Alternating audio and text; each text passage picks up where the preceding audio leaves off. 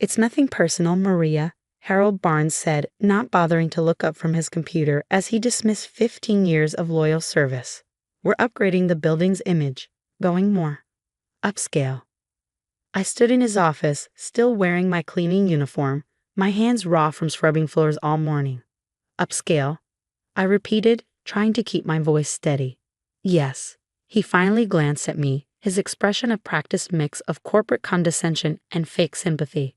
The new owners want to attract more prestigious tenants. We're bringing in a professional cleaning service.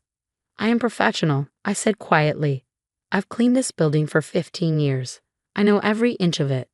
That's not the point. He sighed like I was a child failing to understand simple math. Barnes & Associates is growing. We need this building to reflect our status. You understand, don't you? I understood perfectly. I understood that the small law firm I'd watched grow from 2 attorneys to 20 no longer wanted a middle-aged Mexican woman cleaning their precious offices. I understood that all those mornings I'd arrived at 4 a.m. to make sure everything was spotless before their first client meeting meant nothing. My severance? I asked, pride making my spine straight despite the humiliation burning in my chest. 2 weeks' pay. He slid an envelope across his mahogany desk, the same desk I'd polished every night for years. You can finish out the week. I took the envelope, resisting the urge to tell them how many of his company's secrets I knew from emptying their trash and overhearing late-night conversations. How many confidential documents I'd seen carelessly left on desks and fax machines. Thank you for the opportunity, Mr. Barnes, I said instead, my accent careful and measured like my mother had taught me. Always be gracious, Maija, even when they don't deserve it. He was already back to typing on his computer, dismissing me from his mind as easily as he dismissed me from my job. I walked out of Barnes & Associates past the other offices I cleaned in the 12-story building. Accountants, insurance agents, a small tech startup. Most of them barely knew my name, though I knew everything about them. Which ones came in early, which stayed late, which were having affairs with their secretaries. My cart waited in the hallway, cleaning supplies neatly organized. 15 years of 4 a.m. starts, of back-breaking work, of being invisible unless something wasn't perfectly clean. All ended with a 2-week severance check and a casual dismissal. Mama? My daughter's voice came through my phone as I rode the elevator down. How did it go? Sophia. The reason I'd worked so hard, why I cleaned offices while studying English at night, why I'd saved every extra penny I could. They're letting me go, I said simply. Silence for a moment. Then, I'll be home in an hour. Don't cook, I'm bringing dinner. You have classes. They can wait. This is more important. I smiled despite everything. My brilliant daughter, in her 2nd year of business school, still thought having dinner with her mother was more important than her studies. At home, the small apartment I'd maintained alone since Sophia's father died 12 years ago, I sat at our tiny kitchen table and opened the severance envelope. 2 weeks' pay, $840 before taxes, barely enough for 1 month's rent. Sophia arrived with takeout from our favorite Mexican restaurant and a determined look in her eye. This is good, she announced, setting out containers of enchiladas and rice. Now you can finally do it. Do what? Start your own business, like you've always talked about. I shook my head. Sophia, starting a cleaning business takes money. Which you have, she interrupted. I know about your savings, Mama, the account you think I don't know about. I stared at her. How did you? I'm studying finance, remember? I've seen your bank statements and my help with the bills. $23,000, hidden away in that secret account. She reached for my hand across the table. Plus the $12,000 in your regular savings. That's $35,000, Mama. Enough to start something real. She was right about the money. For 15 years, I'd saved everything I could, taking extra cleaning jobs on weekends, living as frugally as possible. The secret account was meant to be Sophia's graduate school fund, but she'd already won a full scholarship. It's too risky, I protested. At my age. You're 48, not dead. Sophia's eyes blazed with the same determination her father's had shown when he first asked me to marry him. And you know more about commercial cleaning than any of those professional services Barnes is hiring. She pulled out her laptop, her most prized possession, bought with her scholarship money. Look what I found. She showed me a website for a commercial cleaning franchise. Initial investment, $30,000. They provide training, supplies, insurance, everything you need to start. But here's the best part, you don't need it. What do you mean? You already have better connections than they do. How many business owners have you talked to over the years? How many have complained about their current cleaning services? She wasn't wrong. I'd lost count of the times I'd heard tenants complaining of the expensive cleaning services they use for their other properties, services that often did a worse job than I did. Think about it, Sophia continued, warming to her subject. You start small, underbid the big companies but provide better service, build a reputation, then expand. I looked at my daughter, so confident, so certain of success, just like her father had been. Manuel had always believed in taking risks, in building something of our own. Before cancer took him, he'd made me promise to give Sophia every opportunity possible. Maybe it was time to give myself an opportunity too. Okay, I said slowly, but we do this smart. No franchise fees. We start small, build slowly. Sophia's face lit up. Really? You'll do it? Yes. I squeezed her hand. But first, you help me write a letter to Mr. Barnes. The letter was simple but pointed. Dear Mr. Barnes, thank you for 15 years of employment at Barnes & Associates. While I regret that my services no longer meet your standards, I appreciate the opportunity to have learned so much about commercial property maintenance and business operations. I will complete my final week as requested.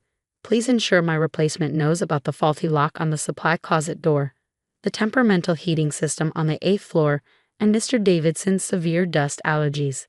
Best regards, Maria Suarez. I hand-delivered it to his office the next morning. He probably never even read it. The next few weeks were a blur of activity. Sophia helped me register the business, Elite Commercial Services, a name she chose because it sounds expensive, and create professional-looking business cards and flyers. I used some of my savings to buy commercial-grade equipment, better than what I'd been using at Barnes & Associates. My first client was easy. Dr. Patel, a dentist who'd always treated me with respect when I cleaned his office in the building. When he heard I was starting my own company, he immediately hired me to clean his other 2 practices. Finally, he said, signing the contract, someone who knows what they're doing. Word spread. Within 2 months, I had contracts for 6 small medical offices and 3 law firms. I hired 2 workers, both experienced cleaners I knew from my years in the business. Unlike the big companies, I paid them well and treated them with respect.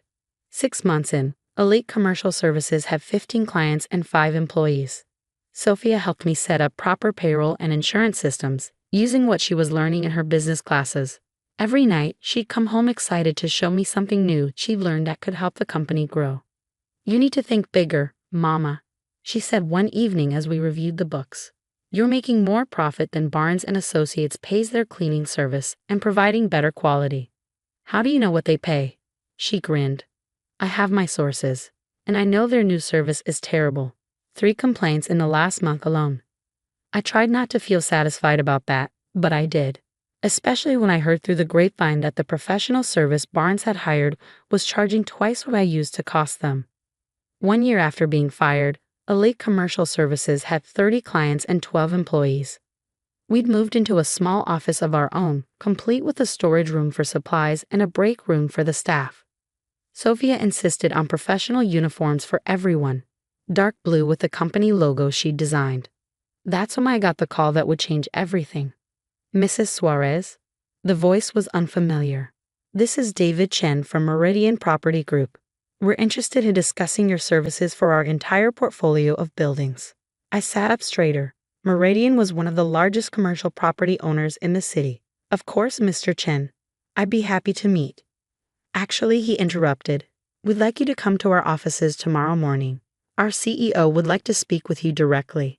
The next day, I walked into Meridian's luxurious downtown headquarters wearing my best suit, another of Sophia's insistences. You're a CEO now, Mama. Dressed like one. The CEO of Meridian Property Group was not what I expected. Sarah Chin was maybe 40, dressed in a simple black dress that probably cost more than my monthly payroll. She greeted me with a firm handshake and a direct gaze. Mrs. Suarez, she gestured to the chair across from her desk. Thank you for coming. I've heard interesting things about your company. I sat down, back straight, channeling Sophia's confidence. Good things, I hope. Very good. She opened a folder on her desk. You've taken 15 clients from advanced commercial cleaning in the past year. All of them report higher satisfaction rates with your service despite your lower prices.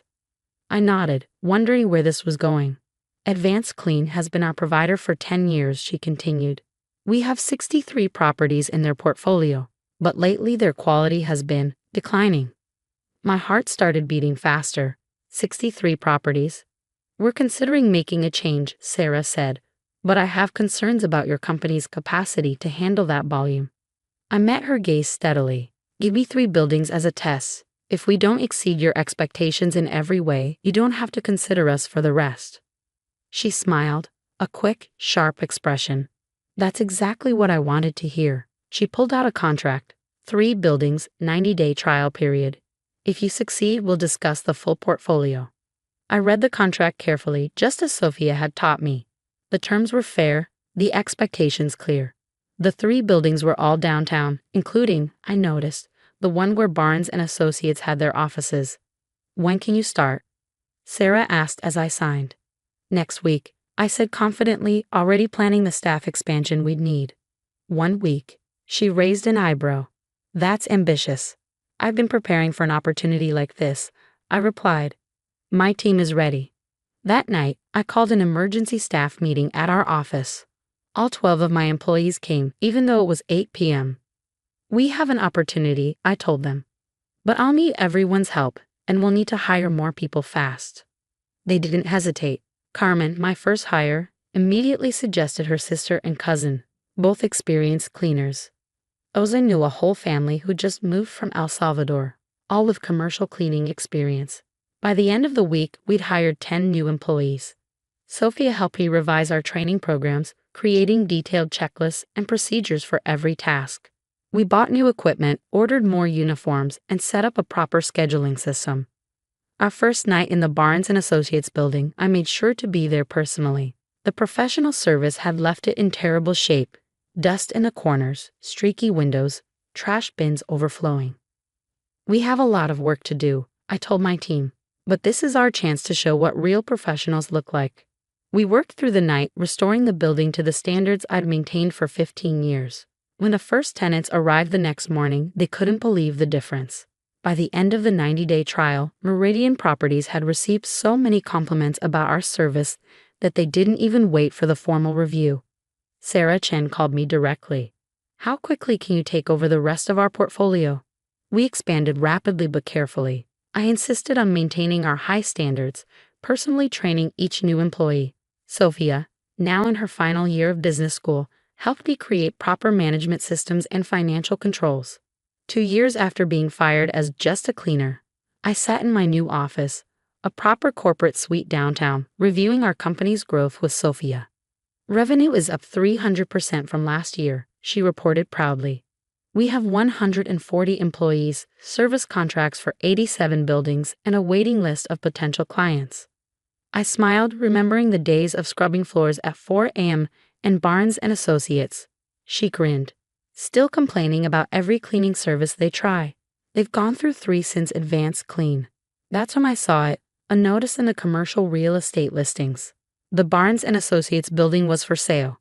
The owners were facing bankruptcy, looking for a quick sale. Sophia, I said slowly, what would you think about buying a building? She looked at the listing, her eyes widening. That building, can we afford it? With our current revenue and assets, I did some quick calculations. We'd need financing, but it's possible. She was already pulling up financial models on her laptop, skills she'd learned in business school now put to use for our company. If we use the company's profits as collateral and with your personal assets, yes, we could make this work. I thought about Harold Barnes, about his casual dismissal of my worth, about all the tenants who'd treated me as invisible during my years cleaning their offices. Make the calls, I told Sophia, but keep my name out of it. Use the holding company we set up. The negotiations took 2 months. The owners, desperate for cash, accepted our offer, slightly below market value, but all cash, thanks to some creative financing Sophia arranged.